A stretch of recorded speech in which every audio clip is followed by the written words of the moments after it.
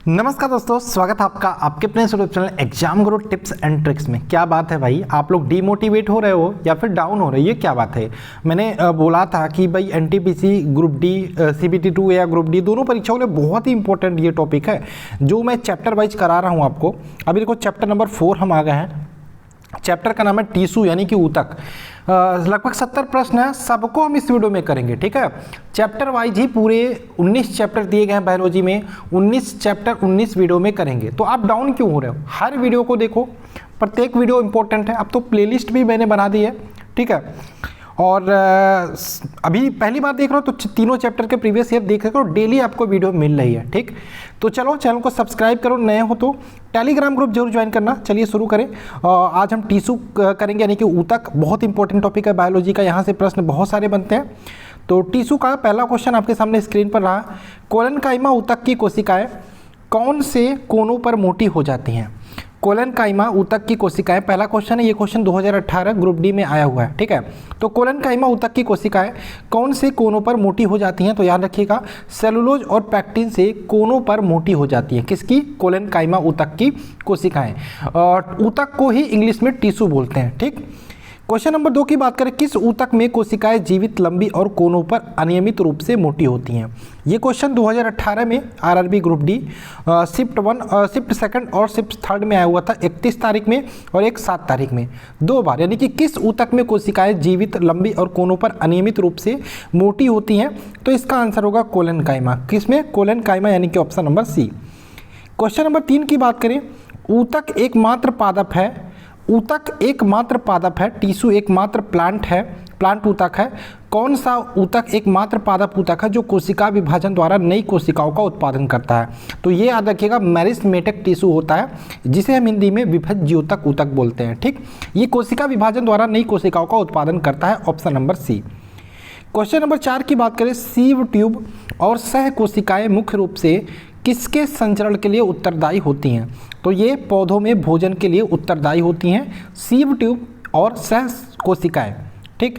Question number 5 की बात करें, पौधों के तनों में छल्लों के रूप में पाई जाने वाली आकृति जो उनकी वृद्धि होती है में किसमें निम्न में से ऊतक पाए जाते हैं? तो याद रखिएगा, पौधों के तनों में छल्लों के रूप में पाई जाने वाली आकृति जो उनकी वृद्धि होती है और निम्न में से किस ऊतक में पाए जाते हैं? ये लैटरल मेरिस्टेमेटिक ऊतक में पाए जाते हैं, option number A. Question number 6 की बात करें, एक पौधे के तने या जड़ का घेरा किस कारण बढ़ता है? ये क्वेश्चन देखो 2018 में एएलपी में भी आया था, ग्रुप डी में 2 बार आया था। तो एक पौधे के तने या जड़ का घेरा किस कारण से बढ़ता है? तो लैटरल मेरिस्टेम के द्वारा बढ़ता है, option number A. Question number 7 की बात करें, निम्नलिखित में से कौन सा विकल्प तने और जड़ों की शीर्ष पर पाया जाता है? तो ये हो जाएगा शीर्ष विभज्योतक जो होता है वो तनों और जड़ों के शीर्ष पर पाया जाता है, option number D. Question number 8 की बात करें, रूट टिप या सूट टिप में कौन सा ऊतक पाया जाता है? तो रूट टिप की बात हो या सूट टिप की बात हो, दोनों में विभज्योतक ऊतक या मेरिस्टेमेटिक टिश्यू पाया जाता है, ऑप्शन नंबर डी। 9 की बात करें, किस प्रकार के ऊतक में एक समान कार्य करने वाली विभिन्न प्रकार की कोशिकाएं होती हैं? तो जटिल ऊतक में एक समान कार्य करने वाली विभिन्न प्रकार की कोशिकाएं होती हैं, option number B. Question number 10 की बात करें, किसके जमाव के कारण दृढ़ ऊतक की कोशिका भित्ति मोटी होती है? किसके जमाव के कारण? तो लिग्निन के जमाव के कारण, ऑप्शन नंबर ए, ठीक है, लिग्निन के जमाव के कारण। 11 की बात करें, अग्रस्त मेरिस्टेम किसके शीर्ष पर पाया जाता है? अग्रस्त मेरिस्टेम, तो ये तना और जड़ों के शीर्ष पर पाया जाता है, option number A. Question number 12 की बात करें, साधारण अस्थायी ऊतकों के 3 प्रकार होते हैं, वो कौन कौन से होते हैं? तो याद रखिएगा, एक तो पैरेन्काइमा, एक तो कोलेनकाइमा, एक तो स्कैलेनकाइमा। तो साधारण अस्थायी ऊतक 3 प्रकार के होते हैं, एक तो पैरेन्काइमा होता है, एक तो कोलेनकाइमा, एक तो sclerenchyma, option number C. Question number 13 की बात करें, पौधों में प्राथमिक वृद्धि किसमें होती है? तो पौधों में प्राथमिक वृद्धि की बात करें तो ये ये आपका प्राथमिक वृद्धि की बात हो रही है ना, तो अंतर्वेशी और शीर्ष विभज्योतक इसमें होता है, ठीक है। तो option number B right answer होगा। क्वेश्चन नंबर 14 की बात करें, पादप कोशिका भित्ति किसकी बनी होती है? तो पादप कोशिका भित्ति सेलुलोज और पैक्टिन की बनी होती है, option number A, option number A, cellulose और पैक्टिन की। 15 की बात करें, एरियोलर ऊतक अंगों के किस स्थान को भरता है? और अंगों को सहारा देता, तो इसका आपको रिक्त स्थानों की पूर्ति करना। तो यहाँ पे एरियोलर ऊतक अंगों के अंदर के स्थान को भरता है और आंतरिक अंगों को सहारा प्रदान करता है, ऑप्शन नंबर ए। ठीक। 16 की बात करें, किस ऊतक का निर्माण मृत कोशिकाओं के संयोजन से होता, तो याद रखिएगा स्क्लेरेन्काइमा। स्क्लेरेन्काइमा ऊतक का निर्माण मृत कोशिकाओं के संयोजन से होता है, option number A right answer होगा। 17 की बात करें, किसकी ऊतक की कोशिकाएं अलग अलग प्रकार के अस्थायी ऊतक बनाने के लिए पृथक होती हैं, तो याद रखिएगा विभेज्योतक ऊतक की, ऑप्शन नंबर सी। 18 की बात करें, निम्नलिखित में से किन ऊतकों में कोशिकाएं जीवित होती हैं, लंबी और कोनों पर अनियमित रूप से स्थूल होती है, तो ये कोलेनकाइमा में होता है, ऑप्शन नंबर डी। ठीक है, कोलेनकाइमा। 19 की बात करें, 19 क्या है भाई, 19 है पादप ऊतक मुख्यतः दो प्रकार के होते हैं, कौन कौन से, तो पादप ऊतक दो प्रकार के होते हैं, एक तो विभज्योतक ऊतक और एक तो अस्थायी ऊतक, option number C right answer होगा। एक्वारेजिया में अम्लों का अनुपात क्या होता है, तो एक्वारेजिया में अम्लों के अनुपात की बात करें 3:1 में होता है, ऑप्शन नंबर डी। किस प्रकार के ऊतक की कोशिकाएं बहुत सक्रिय होती हैं, इनमें घने कोशिका द्रव्य साइटोप्लाज्म, पतली कोशिकीय रसभित्ति, मुख्यतः नाभिक और कम रिक्तियां होती, तो इसका आंसर होगा विभेज्योतक या मेरिस्मेटिक, ऑप्शन नंबर ए।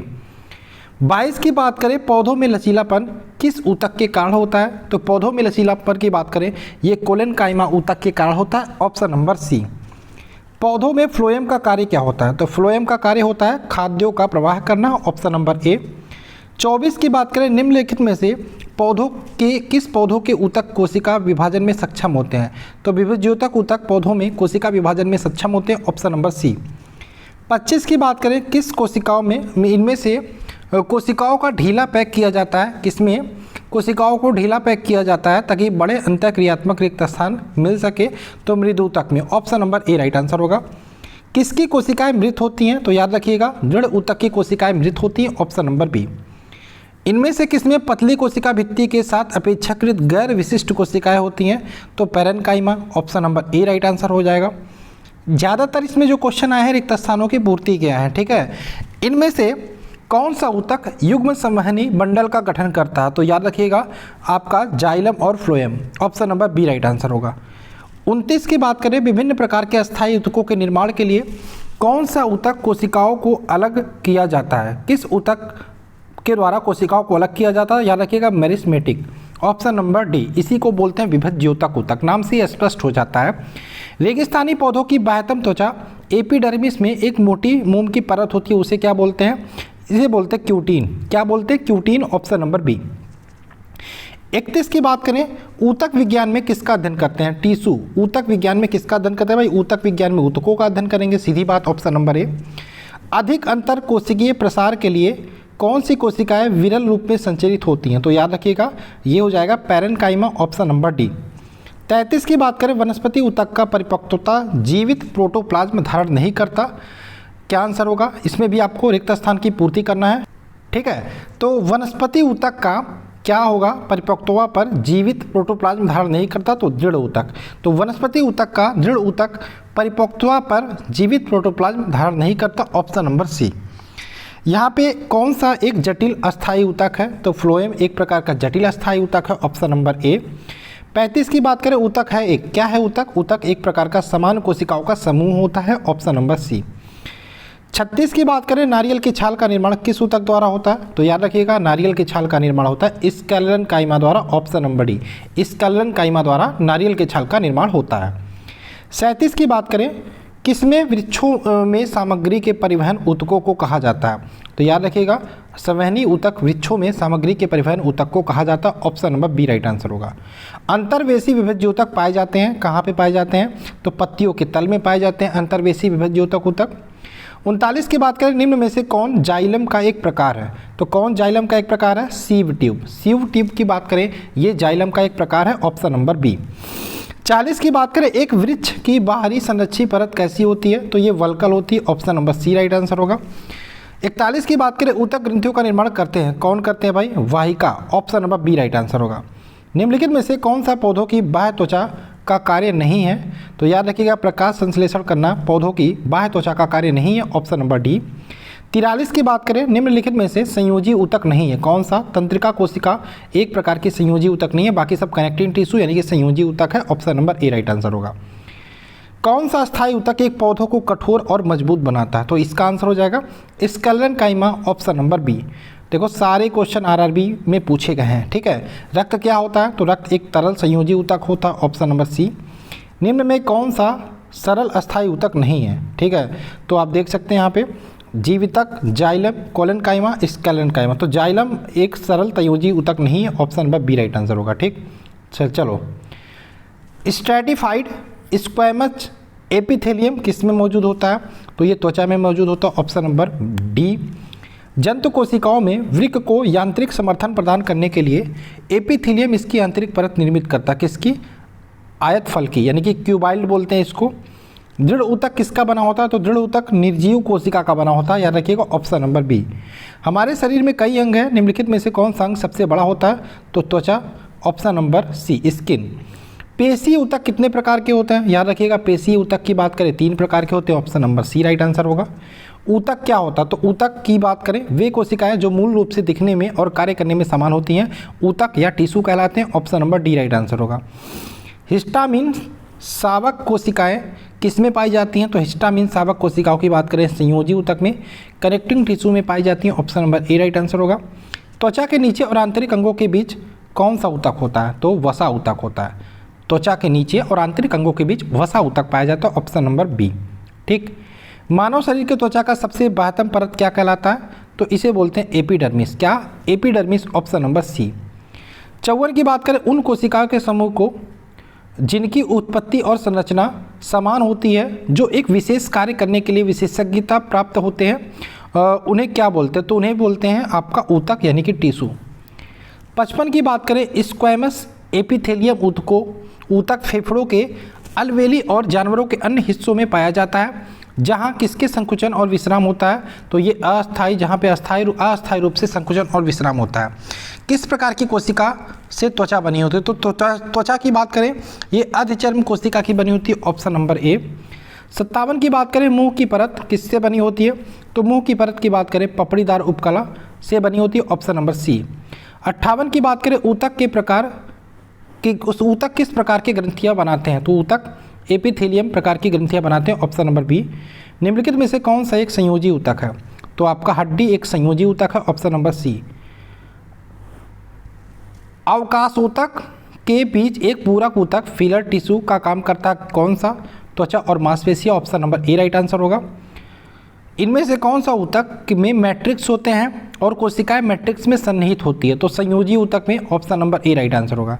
62 की बात करें कौन से ऊतक संवहन पुल बनाते हैं? तो जाइलम और फ्लोएम जो होते हैं वो संवहन पुल बनाते हैं, ऑप्शन नंबर सी। 63 की बात करें पौधों का कौन सा हिस्सा पानी और खनिज के परिवहन में सक्षम है? तो याद रखिएगा जाइलम, पानी और खनिज के परिवहन में सक्षम है जाइलम, ऑप्शन नंबर सी। 64 की बात करें फ्लोएम के अतिरिक्त निम्नलिखित में से अन्य सभी भाग मिलकर किससे बने होते हैं? तो फ्लोएम वहिका से बने होते हैं, ऑप्शन नंबर बी। किसके कारण स्क्लेरेन्काइमा कोशिकाओं की दीवार मोटी होती है? किसके कारण स्क्लेरेन्काइमा कोशिकाओं की दीवार मोटी होती है? तो लिग्निन के कारण, ऑप्शन नंबर बी। 66 की बात करें निम्नलिखित में से कौन सा ऊतक मुख्य रूप से मृत कोशिकाओं से बना होता है? तो जाइलम मृत कोशिकाओं से बना होता है, ऑप्शन नंबर ए। 67 की बात करें अस्थायी ऊतक के निर्माण के लिए एक अस्थायी संरचना, आकार और क्रिया अपनाने की प्रक्रिया को क्या कहते हैं? तो इसको बोलते हैं विभेदन, ऑप्शन नंबर ए। 68 की बात करें और लास्ट क्वेश्चन आज के क्लास के, निम्नलिखित में से कौन सी ऊतक का अंतरकोशिकीय क्षेत्र बड़ा होता है? तो पैरेन्काइमा ऊतक के ऊतक का जो अंतरकोशिकीय क्षेत्र होता है वो बड़ा होता है, ऑप्शन नंबर ए। ठीक है दोस्तों, ये थी आज की क्लास। टिश्यू हमने पढ़ा, चौथा चैप्टर खत्म हो गया, यानी कि 15 चैप्टर और बचे हैं। और फिजिक्स में 7 चैप्टर, फिजिक्स आज नई क्लास लेकर आ पा रहा हूँ, ठीक है। तो 7 चैप्टर टोटल फिजिक्स में बचे हैं और 15 इसके। चलिए पढ़ते रहिए, मस्त रहिए, मिलते हैं नेक्स्ट वीडियो में। बाय बाय, जय हिंद, जय भारत।